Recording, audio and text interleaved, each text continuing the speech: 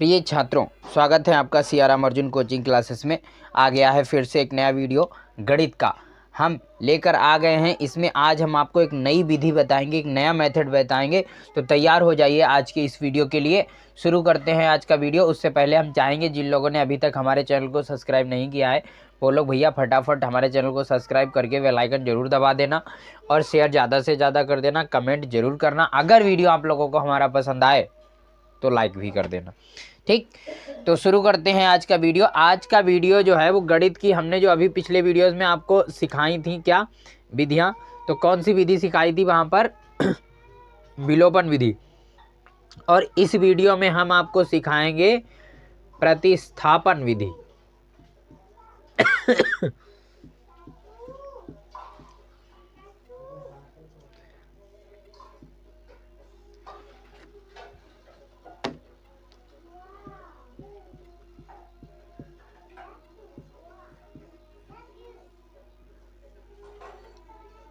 ठीक है, आज हम आप लोगों को क्या सिखाएंगे?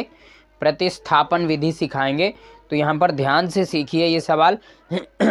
इस विधि में क्या होता है कि कोई भी दो समीकरण आपको दिए होंगे, उन दो समीकरणों में से आपको क्या करना है, एक का मान निकाल के दूसरे में रखना है। बस यही है इसमें कि अगर आपने समीकरण एक से मान निकाला तो समीकरण दो में रखिए, अगर आपने समीकरण दो से मान निकाला तो समीकरण एक में रखिए। बस इसी को कहते हैं प्रतिस्थापन। देखो, प्रतिस्थापन मतलब कोई स्थान चेंज करना, एक जगह छोड़ के दूसरी जगह जाना, उसी को कहते हैं प्रतिस्थापन विधि। जैसे सीधे सवाल में आपको समझाते हैं क्या होगा इसमें कि पहला है, जैसे मान लीजिए आपका क्वेश्चन है क्या कि 3x प्लस वाई बराबर 19। ये हमारा सवाल है। 3x प्लस वाई बराबर 19। दूसरा है 4x माइनस 3y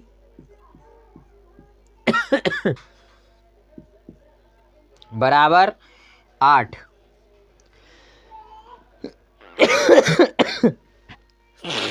ठीक, ये सवाल है हमारा। इस सवाल में कह रहा है इसको प्रतिस्थापन विधि द्वारा हल कीजिए। तो यहाँ पर बस यही बात है समझने वाली। ये समीकरण नंबर 1 है हमारा और ये समीकरण नंबर 2 है। ठीक है, तो हम लोग क्या करेंगे, सबसे पहले किसी एक समीकरण को चुन लीजिए आप। चाहे आप फर्स्ट को चुन लीजिए, चाहे आप सेकंड को चुन लीजिए, कोई जो आपकी इच्छा हो। ठीक, तो हम लोग देखिए कौन सा चुनते हैं। मान लीजिए हमने समीकरण 1 को चुना।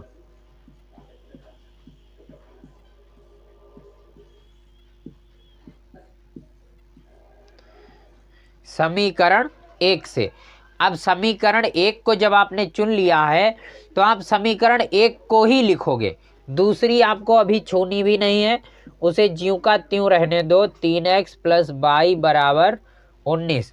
अब इसमें ऐसा क्या करना है, किसी एक चर का मान निकालना है। किसी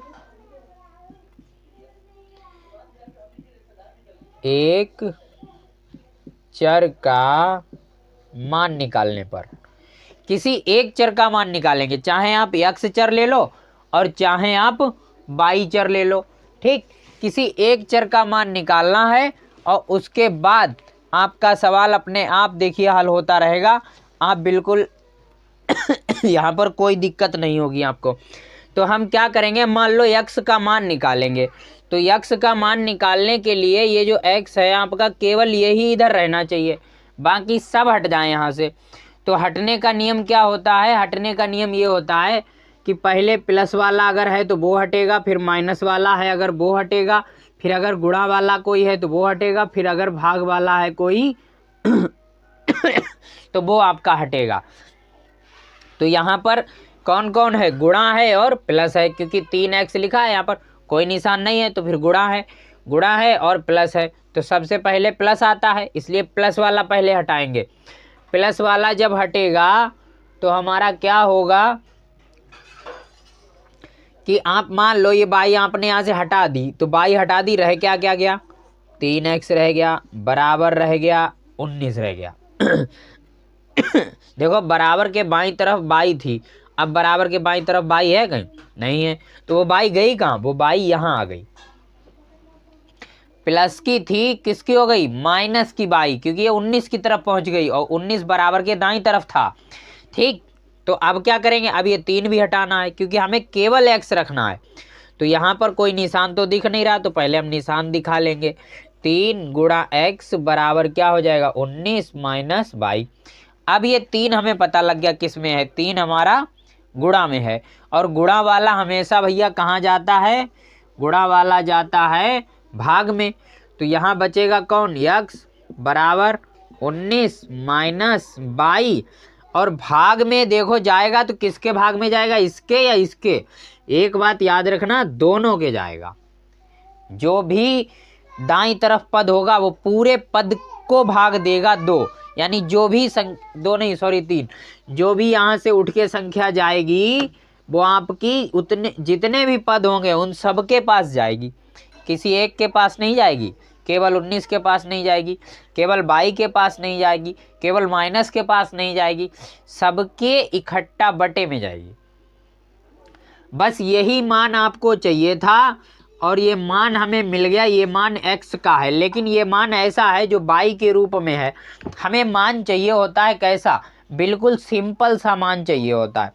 ठीक, तो बिल्कुल सिंपल सा मान कैसे मिलेगा? इसी को आप समीकरण, देखो हमने किससे निकाला था? 1 से, तो 2 में रख दो। यहाँ क्या लिख दो? यहाँ लिख दो पुट इन 2।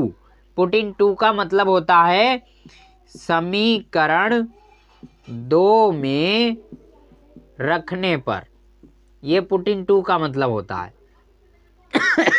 तो 2 में आप रख दो। अच्छा, 2 हमारी है क्या? 2 है हमारी 4x माइनस 3 बाई बराबर 8, ये है 2। तो इसमें मान जो रखेंगे वो रखेंगे कैसे? ये कह रहा है कि x बराबर है किसके? 19 माइनस बाई बटे 3 के, मतलब x अकेला, और इन 3 को इस प्रकार से लिख दिया जाए तो कैसा है? बराबर है। तो कहने का मतलब x की जगह पे आप ये सब लिख सकते हो और इन सब की जगह पे x लिख सकते हो। तो हमें तो x लिखना है तो 4 लिखेंगे सबसे पहले, और x की जगह पे ये सब रख देंगे। ये सब जब आप रखोगे तो यहाँ पे पता ही नहीं लग रहा है क्या हो रहा है, तो इसीलिए हम लोग क्या लगा देंगे? ब्रैकेट, क्योंकि इनके बीच में क्या है? निशान कोई नहीं, तो गुणा है, और गुणा का दूसरा प्रतीक होता है ब्रैकेट। जब चराचर आप ब्रैकेट में लिख दोगे, एक ब्रैकेट से बाहर एक ब्रैकेट के अंदर, तो वो हमेशा किस में समझा जाएगा? गुणा में समझा जाएगा। और माइनस लिखिए, माइनस क्या? 3 बाई बराबर लिखिए, बराबर कितना? 8। अब आप क्या करिए? इस 4 को अंदर भेज दीजिए। तो ये 4 जब अंदर जाएगा तो ये अंदर कैसे जाएगा? ये भी देखिए, ये 4, इस हमेशा याद रखिए कोई भी संख्या गुणा में होती है उसके नीचे कोई संख्या नहीं होती है, तो हर बार संख्या 1 होती है। यानी कहने का मतलब यहाँ 1 है और वो 1 नीचे नीचे गुणा करेगा, 4 ऊपर ऊपर। जहाँ तक ब्रैकेट है वहाँ तक गुणा होगी, उसके आगे नहीं होगी। ठीक, तो 4 की 19 से करोगे, पहले 4 किसके पास जाएगा? 19 के पास, और फिर 4 किसके पास जाएगा? 22 के पास, और बटे में क्या रहेगा? 3, और माइनस का रहेगा कितना? 3 बाई बराबर कितना आ जाएगा? 8।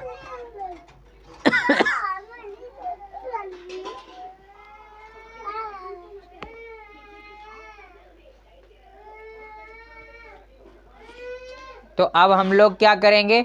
अब इस समीकरण को आगे लिखेंगे। आगे कैसे लिखेंगे? ध्यान से देखिए, जगह कम है इसलिए यहाँ पर लगाएंगे, आप लोग समझते रहना।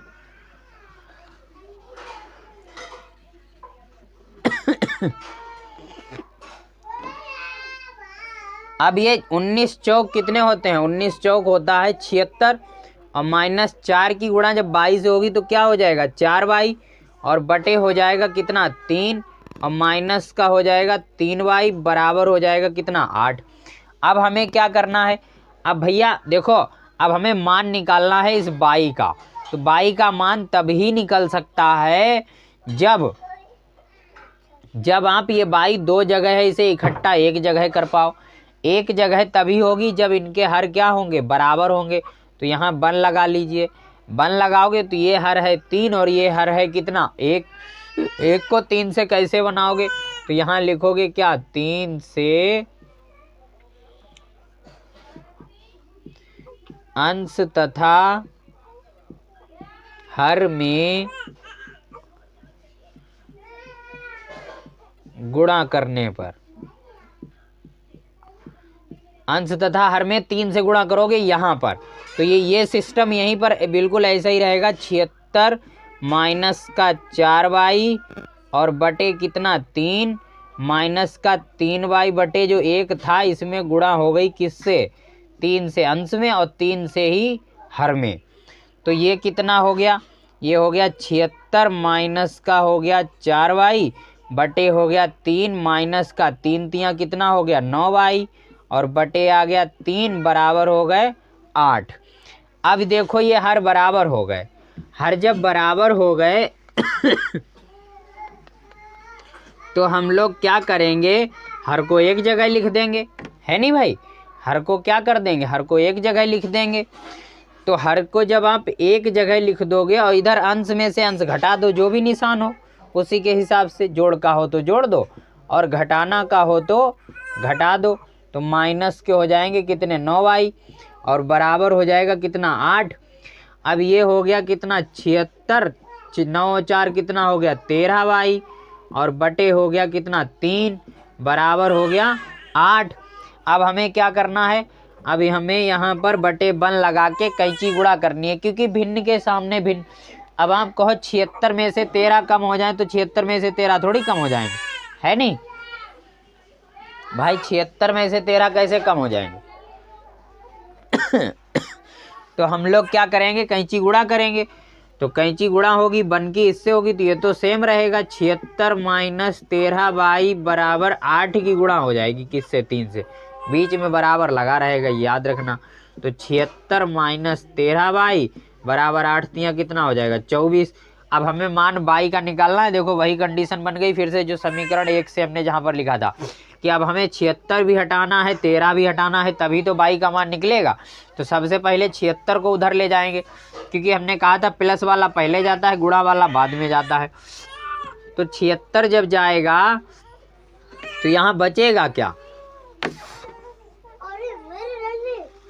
यहाँ बचेगा माइनस का 13y बराबर 24 माइनस 76। तो माइनस का 13 गुणा y लगा दो यहाँ पर और 24 में से 76 कम करो। 24 में से जब 76 कम हो गए तो 6 में से 4 गया 2 और 7 में से 2 गया 5, लेकिन किसके माइनस के, क्योंकि जब निशान अलग अलग होते हैं तो घटाया जाता है, जोड़ा नहीं जाता। जो संख्या देखने में बड़ी लगे उसी का निशान लगा दिया जाता है। ठीक, तो ये तो आ गया हमारा माइनस का 13 गुणा y। अब हमें 13 भी हटाने हैं, माइनस भी हटाना है, गुणा भी हटाना है, तभी तो y का मान आएगा। तो ये आ जाएगा। अब मान लो हमने माइनस के 13 हटाए, तो ये मत समझना कि माइनस के 13 जब उधर जाएंगे तो वो प्लस के हो जाएंगे, क्योंकि इस 13 को यहाँ निशान नहीं देखा जाएगा, ये वाला देखा जाएगा। ये गुणा का है तो ये देखा जाएगा, गुणा वाला कहाँ जाता है भाग में और अपना निशान संग में ले जाता है वो, माइनस प्लस अगर है तो यही माइनस से माइनस क्या हो जाए कट जाएगा और 13 चक्कू 52, मतलब y बराबर आ गया कितना 4। ठीक, ये आ गया। तो अब क्या करेंगे, अब हमने एक बॉक्स बनाया था, अभी देखिए यहाँ पर मान निकाला था जब यहाँ पर एक बॉक्स बना था हमारा क्या कि x बराबर 19 माइनस y बटे 3, ये हमने बॉक्स बनाया था। तो ये y का जो मान आया वही यहाँ रख दीजिए, तो x का भी मान मिल जाएगा। अगर आप चाहें तो इसे समीकरण 1 या 2 में यहाँ पर किसी में भी लिख सकते हो यहाँ पर, क्योंकि ये नियम तब होता है कि केवल 2 में रखना है कि जब आपने शुरू में जब 1 लिया तो 2 में रखो, 2 लिया तो 1 में रखो, और जब एक मान आपको प्राप्त हो जाए जब एक मान आपको प्राप्त हो जाए तो आप चाहे 1 में रख दो चाहे 2 में, किसी में भी रख सकते हो, या फिर सीधे जो आपने बॉक्स में लिखा था वहां पर भी रख सकते हो। तो हम लोग x बराबर आ जाएगा कितना, 19 माइनस 4/3। देखो बाई था, बाई की जगह पे हमने क्या रख दिया, 4। तो 19 में से 4 घटा दो, तो 19 में से 4 जाएंगे, बचेंगे कितने, 15, और बटे 3, फिर 3 से 15 कट जाएगा, तो x बराबर आ जाएगा हमारा कितना, 5। क्योंकि हम ये 3 से भाग इसे कै बार में देंगे भाई, 5 बार, 3 पंजे 15। तो कहने का मतलब ये है कि यही प्रतिस्थापन विधि होती है कि आप एक से निकालो और दूसरी में लाके रख दो। तो ये आंसर आ गया हमारा x बराबर 5 और y बराबर कितना, 4। ठीक, तो यहाँ तक आप लोगों को समझ में आया होगा पूरा हमारा वीडियो। आप लोगों ने हमारा पूरा वीडियो देखा, इसलिए आप लोगों का बहुत बहुत धन्यवाद। मिलते हैं अगले वीडियो में, कुछ नया सिखाएंगे, कोई हो सकता आपको कोई नई विधि सिखाएं, तो हमारा वीडियो देखते ज़रूर रहिए। और मिलते हैं अगले वीडियो में। शेयर ज़्यादा से ज़्यादा करते रहिए, ताकि आने वाली जो परीक्षा के दिन है अब नज़दीक आते जा रही है, इसलिए आप लोगों को उसका लाभ मिल सके, वहाँ पर आप आसानी से लिख सको। तो मिलते हैं अगले वीडियो में, तब तक आप लोगों ने हमारा पूरा वीडियो देखा, इसके लिए बहुत बहुत धन्यवाद। हमेशा खुश रहिए, मुस्कुराते रहिए, माता पिता का आशीर्वाद लेते रहिए।